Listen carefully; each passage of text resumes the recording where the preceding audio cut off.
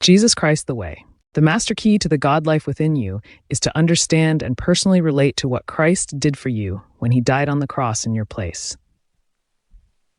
Believe what the Bible says. You have been crucified with Christ. When Christ died, it was not for sins he had committed. The punishment he endured was your sins being judged once and for all. Knowing this, that your old person was crucified with him, that the body of sin might be done away, that we should no longer be in bondage to sin. Remember, God promised that if you believe what his word says about Christ dying for you, his power would come and transform you into his child again by his life being reborn in you. The Bible says you were dead and buried with him, so that just as he was raised from the dead by the Father's power, so you too might rise to life on a new plane altogether. If you have shared his death, you shall also share his resurrection life. Never forget that your old self died with him on the cross so that the tyranny of sin over you might be broken. For a dead person is free from the power of sin. Look upon yourself as dead to the appeal and power of sin, but alive to God through Christ Jesus. Understand and relate yourself to God's plan of salvation for you. It is personal. It was carried out on your behalf. He opened the way for you and him to live together again. You have the right to choose. He loves you and paid for you. Jesus Christ is your link with God. He removed your judgment by suffering in your place. Now all you have to do is to believe. You have the right and freedom to choose to believe. The moment you decide to believe that Christ's death was on your behalf, then he will come in and live with you forever. You will be saved. The key to your new lifestyle is to relate yourself to God through Christ and to do it right now. Behold, now is the accepted time. Behold, now is the day of salvation for you. God's salvation plan is written in the Bible for you. I have spoken to you, that in me you may have peace. God wants you to be at peace with him. He created you. He loves you. He values you. The Bible says there is no peace for the unbeliever. Why? Because when Adam and Eve questioned the integrity of God's word, they abandoned the lifestyle and friendship of God. There could be no peace. Fear replaced confidence. Disease destroyed health. Grief and sorrow superseded happiness and tranquility. Loneliness reigned instead of friendship. Guilt and condemnation ruled instead of peace and assurance. Sin separates you from God. Confusion and insecurity take the place of faith and love. But when you know that God loved and valued you enough to give his Son to be judged in your place so that you could be restored to him as though no sin had ever been committed, then you realize that there is nothing left to stand between you and God. There is therefore now no condemnation to those who are in Christ Jesus. Restored to self-dignity, you open your arms and welcome Jesus Christ as he brings God's life back home to your heart, where you and he become friends again. Quality quotations.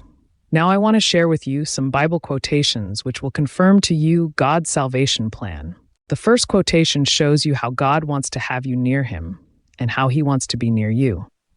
God is faithful, by whom you were called to the fellowship of his Son. The next quotation reminds you that God's salvation plan is and has always been based on your confidence in the integrity of his word.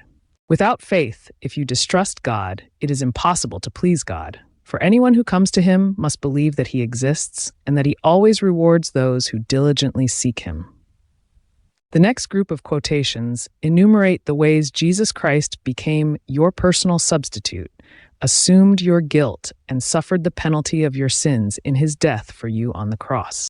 Surely Jesus Christ has borne our sicknesses and carried our sorrows. Jesus Christ was wounded and bruised for our sins. He was chastised that we might have peace. God has laid on Jesus Christ the guilt and sins of every one of us. For the transgression of people was Jesus Christ stricken. He made his soul an offering for our sin. Himself, Jesus Christ, took our infirmities and bore our sicknesses, brought back as God's friend. The Bible quotations which follow explain the results you can experience when you understand and believe that Jesus Christ actually died in your place and endured all of the punishment and condemnation you deserve to bear. It was through what God's Son did that he cleared a path for everything to come to him. For Christ's death on the cross has made peace with God for all by his blood. This includes you who were once so far away from God.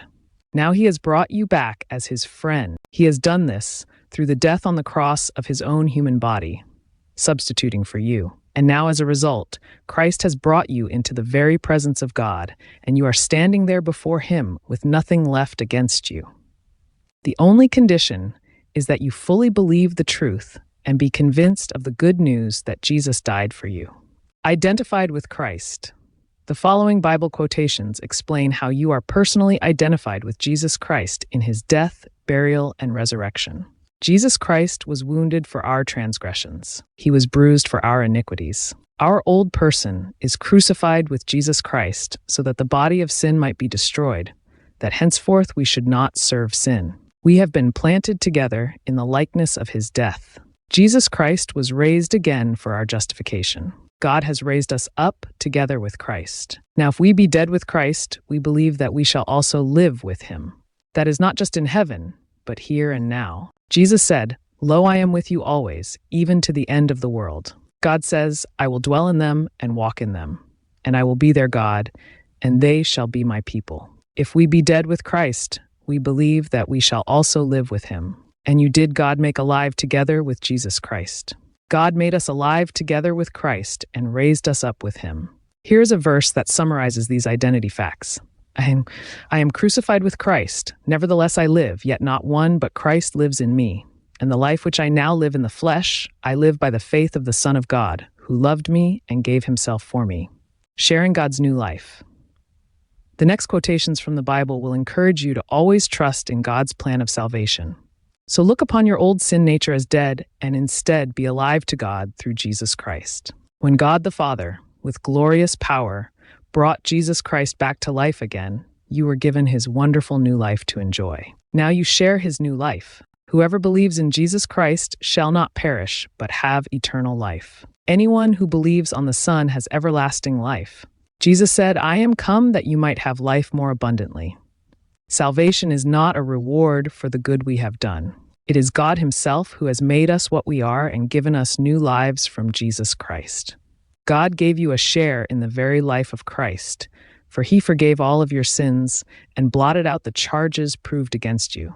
In this way, God took away Satan's power to accuse you of sin, and he openly displayed to the whole world Christ's triumph at the cross where your sins were taken away, so that you have everything when you have Christ, and you are filled with God through your union with Christ. For all things are yours, and you are Christ's, and Christ is God's. Jesus Christ's divine power has given unto us all things that pertain unto life. There is given to us exceeding great and precious promises, that by these we might be partakers of the divine nature,